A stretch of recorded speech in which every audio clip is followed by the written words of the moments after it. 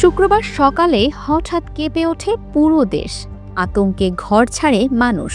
ঢাকার খুব কাছেই ছিল উৎপত্তিস্থল, যা বিশেষজ্ঞদের মতে বড় কোনো বিপর্যয়েরই অশুভ ইঙ্গিত। শুক্রবার সকাল 10:38।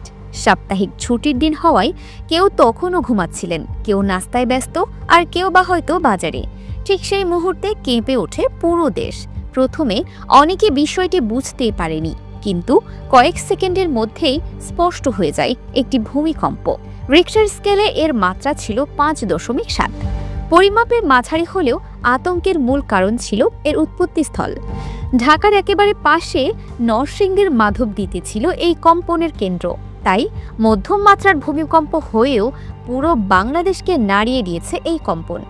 এর ফলাফল হিসেবে অবকাঠামোর ব্যাপক ক্ষতি হয়েছে এবং শিশুসহ অন্তত 10 জনের মৃত্যু ও শত শত মানুষ আহতের খবর পাওয়া গেছে। সাম্প্রতিক সময়ে দেশের আশেপাশে অর্ধশতাধিক ছোট বড় ভূমিকম্প হয়েছে। গত 15 বছরে এই সংখ্যা দাঁড়িয়েছে 1.5 শতাধিক। বিশেষজ্ঞরা বলছেন, এই ছোট ও মাঝারি কম্পনগুলোই আসলে সতর্ক সংকেত। এমন একটি সংকেত যা বলছে সামনে আরও বড় কিছু অপেক্ষা করছে। বাংলাদেশের পূর্বাঞ্চল অর্থাৎ সিলেট থেকে চট্টগ্রাম পর্যন্ত একটি অত্যন্ত সংবেদনশীল ভূমিকম্পীয় অঞ্চল। এর পাশেই ভারতের মণিপুর, মিজোরাম এবং মিয়ানমারের পার্বত্য এলাকা, যেগুলো রয়েছে চরম ঝুঁকির মুখে।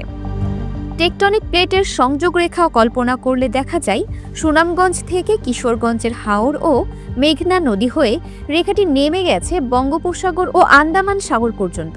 এই অংশটিকে বিশেষজ্ঞরা বলছেন লকড জোন, যেখানে দীর্ঘদিন ধরে ভূগর্ভস্থ শক্তি জমে আছে। গত 100 বছরেও সেখানে বড় কোনো ভূমিকম্প হয়নি, অর্থাৎ যে কোনো মুহূর্তে সেই জমে থাকা শক্তি 8 থেকে 9 মাত্রার ভয়াবহ ভূমিকম্পের মাধ্যমে মুক্ত হতে পারে। ইউএসজিএস সহ বিভিন্ন আন্তর্জাতিক সংস্থার মতে বিশ্বের সবচেয়ে ঝুঁকিপূর্ণ 20টি শহরের মধ্যে রয়েছে ঢাকা। এর কারণ মূলত দুটি: ঘনবসতি এবং দুর্বল অবকাঠামো। ঢাকার প্রায় 21 লাখ ভবনের মধ্যে বেশিরভাগ বিল্ডিংই কোড মেনে নির্মিত হয়নি। বাংলাদেশ প্রকৌশল বিশ্ববিদ্যালয় বা বুয়েটের বিশেষজ্ঞদের মতে ঢাকার কাছাকাছি 7 মাত্রার ভূমিকম্প হলে 2 থেকে 3 লাখ মানুষ হতাহত হতে পারে। শহরের প্রায় 35% ভবন ভেঙে পড়ার আশঙ্কা রয়েছে। এর সঙ্গে যুক্ত হবে গ্যাস ও বিদ্যুতের অপরিকল্পিত লাইন, যা আগুন লাগার ঝুঁকি কয়েক গুণ বাড়িয়ে দেবে। ফলে পুরো রাজধানী পরিণত হতে পারে এক মৃত্যুপুরীতে। কঠোর সত্য হলো, বড় ধরনের ভূমিকম্প মোকাবেলায় দেশে এখনও দীর্ঘমেয়াদী কোনো পরিকল্পনা গ্রহণ করা হয়নি। নেই পর্যাপ্ত প্রশিক্ষণ, নেই প্রয়োজনীয় উদ্ধার সক্ষমতা। এমনকি সরকারি পর্যায়ে ঝুঁকিপূর্ণ ভবনগুলো চিহ্নিত করার কাজও এখনও সম্পন্ন হয়নি।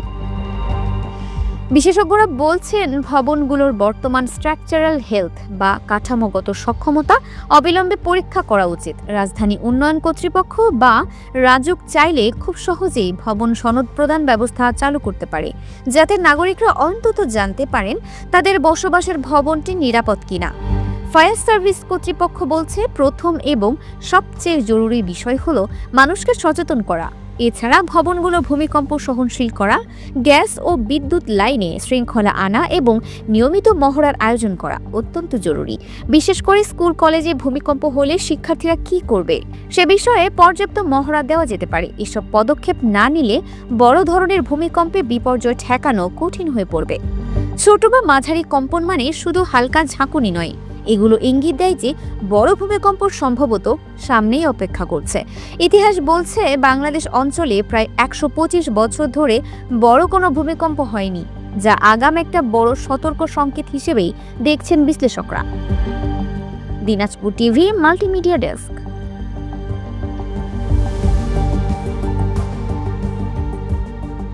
দিনাজপুর টিভি মানুষের জীবনের কথা বলে।